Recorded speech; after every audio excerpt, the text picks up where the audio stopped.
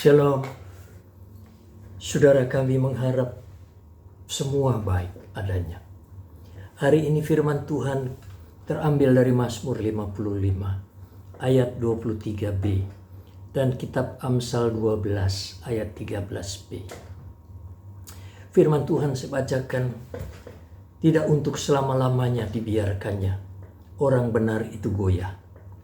Orang benar dapat keluar dari kesukaran. Saudara, demikian firman Tuhan. Tema firman Tuhan adalah kesukaran sementara yang membuahkan kesukaan kekal. Saudara, banyak kesukaran-kesukaran yang dihadapi orang percaya hari-hari belakangan ini.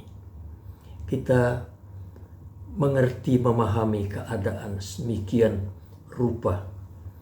Saudara-saudaraku, demikian berat dan menyakitkan memang. Bahkan dalam tahapan proses yang amat panjang dan lama. Saudara-saudara, namun demikian seperti pernyataan-pernyataan Tuhan di dalam suratan Rasul Paulus berkata demikian, pencobaan-pencobaan yang kamu alami adalah pencobaan biasa, sebab Allah setia, tak akan membiarkan kamu dicobai melampaui kekuatanmu. Ia akan memberikan kepadamu jalan keluar sehingga kamu dapat menanggungnya. Saudara, ayat ini adalah 1 Korintus 10 mulai ayat 13 dan seterusnya. Saudara bisa baca selengkapnya. Beberapa kebenaran terungkap dari ayat-ayat tadi. Yang pertama, kesukaran hidup orang percaya idealnya menuntun dia kepada pertobatan yang sungguh-sungguh. Itulah pertobatan yang sejati. Saudara-saudaraku, kemudian membawanya masuk kepada proses salib, yaitu proses seperti penjunan dengan segumpal tanah liat. Saudara, penjunan dengan segumpal tanah liat di tangannya, itu dia akan memproses menjadi sebuah harta yang indah dan berharga. Ia mulai menghancurkan, melumatkan tanah liat. Dengan air mereka lumatkan tanah liat, kemudian dibanting, mulai dipilah-pilah. Apakah ada kerikil-kerikil? Apakah ada tanah-tanah yang keras yang dapat memisahkan tanah liat itu? Dihancurkan, dilembutkan supaya menyatu itu tanah liat. Mulai penjunan membuat dan membentuk sebuah jambangan bunga. Sebuah jambangan bunga. Ya, ia mulai membentuknya. Kemudian setelah selesai dibentuk jambangan bunga, lalu dijemurnya. Setelah proses penjemuran selesai, penjunan ini akan memeriksa apakah ada tanah-tanah atau jambangan itu yang pecah. Apakah ada tanah-tanah yang terbelah. Kalau tanah itu ternyata setelah diproses penjemuran terbelah, maka penjunan menghancurkan kembali itu jambangan bunga. Kemudian mulai dibanting lagi, dibentuk lagi dalam proses ulang. Setelah itu terjadi penjemuran, proses penjemuran. Setelah proses pertama penjemuran selesai dan penjunan melihat bahwa jambangan ini baik, maka mulai masuk tahapan-tahapan proses berikutnya. Penjunan mulai memberikan cat dasar. Setelah cat dasar, lalu berlanjut kepada pewarnaan, ya, diwarnai bagus. Setelah itu jambangan bunga ini terbentuk dan indah, baik.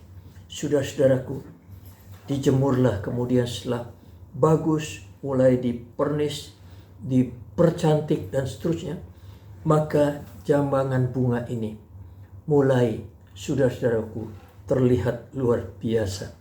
Menjadi benda yang berharga, ditempatkan di sebuah ruangan utama.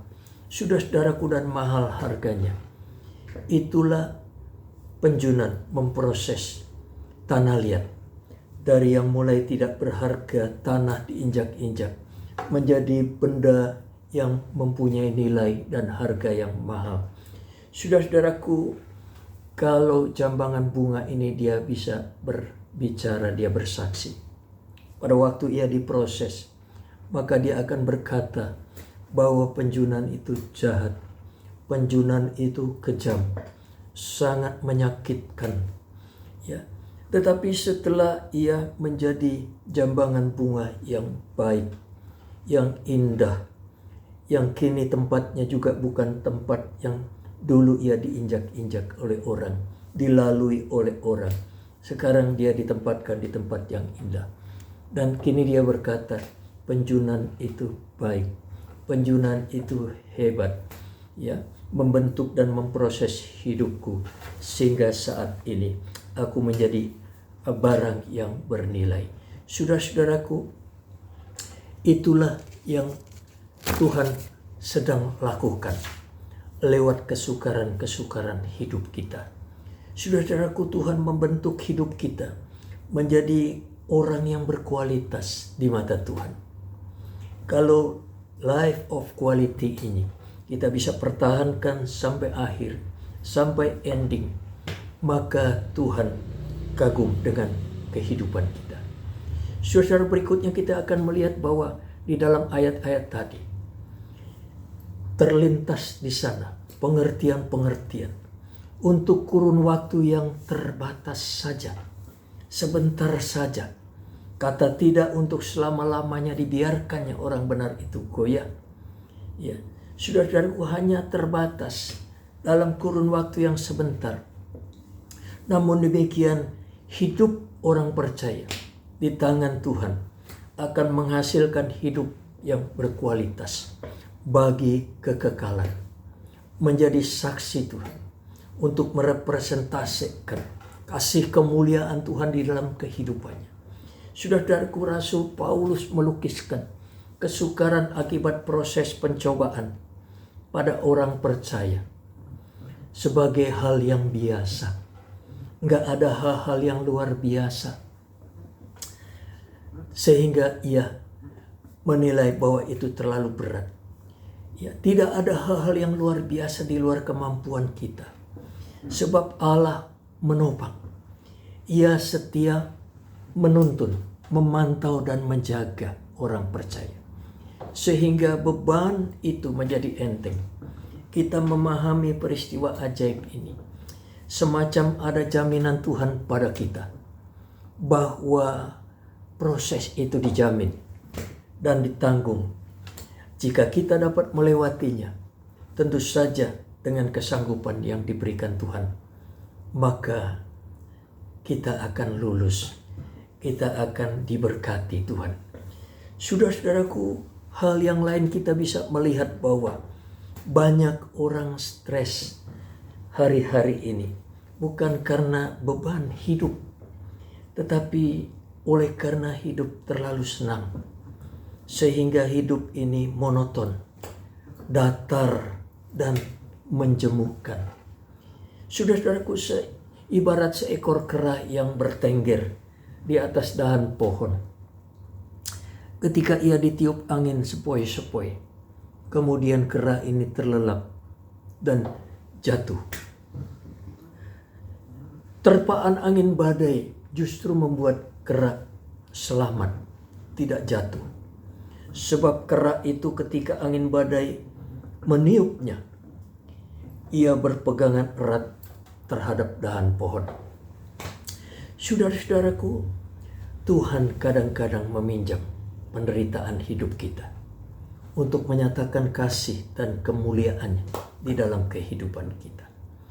Saudara-saudaraku, kesaksian pendeta John Paton, seorang misionaris yang diutus di New Hebrides, sebuah pulau yang terletak di Skotlandia, bagian daripada Samudra Pasifik. Ia tinggal di tengah-tengah penduduk asli yang masih primitif, penduduk asli yang masih buas, masih doyan daging orang. Saudara-saudaraku, suatu malam dia bergumul amat sangat. Sebab begitu banyak masyarakat primitif yang ingin membakar rumahnya, ingin membunuh hidupnya.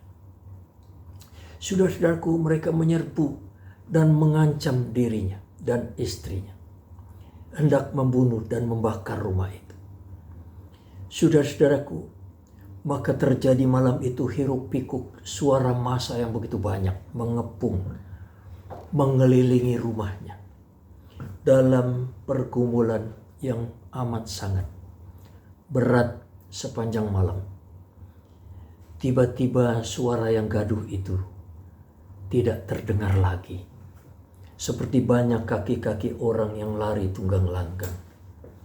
Saudara-saudara, Pendeta Patton mulai melihat, dia meyakini itu keajaiban Tuhan.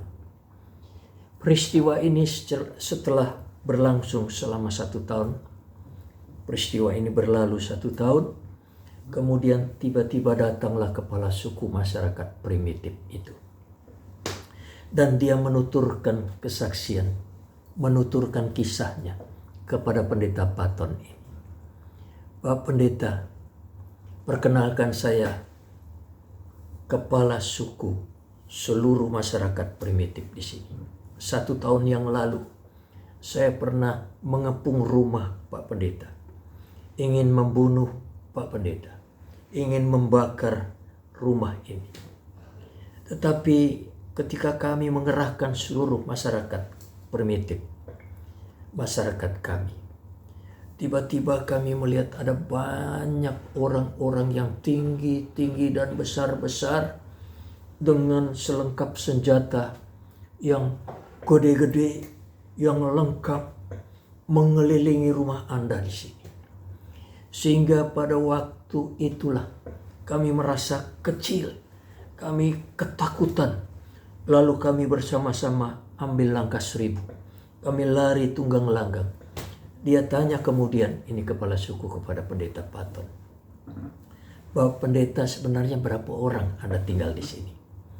Pendeta Patton menjawab, kami tinggal hanya berdua, saya dan istri. Saudara-saudaraku, pembicaraan terhenti sejenak. Kemudian dia mulai mengerti. Kepala suku ini mulai mengerti bahwa itulah malaikat Tuhan. Dia bercerita seterusnya, menuturkan sejak itu kami seperti orang yang dikejar-kejar. Sejak saat itu saya menerima Yesus Kristus, dan orang-orang yang ada di bawah kami, masyarakat primitif, mereka semua percaya kepada Tuhan. Saya mau bersaksi kepada Anda bahwa Tuhan Anda hebat. Saudara-saudara yang dikasihi Tuhan, kadangkala Tuhan meminjam penderitaan orang percaya, penderitaan kita lewat kesukaran-kesukaran hidup, tetapi untuk menghasilkan dan menyatakan kasih, kuasa, dan kemuliaan Tuhan. Itu sebabnya saudara-saudaraku, di dalam memikul beban kesukaran, kita tidak sendiri. Kesukaran itu varian, seni kehidupan. Tanpa kesukaran hidup serasa monoton dan membosankan. Kesukaran hidup adalah proses yang sementara dan terbatas. Tetapi jika saudara tekun bertahan sampai akhir, rela dan ikhlas mengalir dalam penyerahan, maka kesukaran hidup itu akan menghasilkan hidup yang jempolat di mata Tuhan. Itu sebabnya jangan kita undur dari kesukaran hidup, dari iman kepada Tuhan, bersama orang-orang tebusan lainnya. Bersama kami, kita ikuti processing sampai otot-otot iman saudara dan saya kekar maco. Itu sebabnya malam ini saya mau ajak saudara berdoa. Mari kita berdoa. Bapa dalam Yesus, terima kasih buat firman Tuhan kembali mengingatkan kami. Kami sungguh memahami bahwa kesukaran Tuhan memakainya untuk membentuk hidup kami yang lebih baik. Kami bersyukur berterima kasih kalau kami adalah proses itu saat ini. Kami mengalami banyak kesukaran hidup, banyak tantangan hidup sebagai orang percaya. Tetapi kami ingat firman-Mu, pesan-Mu hari ini, bahwa Tuhan banyak kali meminjam kesukaran, kesulitan hidup, proses hidup untuk memproses kehidupan kami, supaya kami bertumbuh dewasa di dalam Engkau, menghasilkan sebuah kesaksian, menjadi terang bagi masyarakat, bagi orang-orang yang belum percaya. Itu sebabnya kami bersyukur berterima kasih. Malam ini Kau meteraikan kebenaran firman-Mu di dalam hidup kami. Berkati kami semua. Terima kasih, ini doa kami. Di dalam nama Bapa, Anak, Roh Kudus. Nama besar Yesus Kristus kami berdoa dan memuji Tuhan. Haleluya. Amin. Tuhan memberkati saudara. Puji nama Tuhan.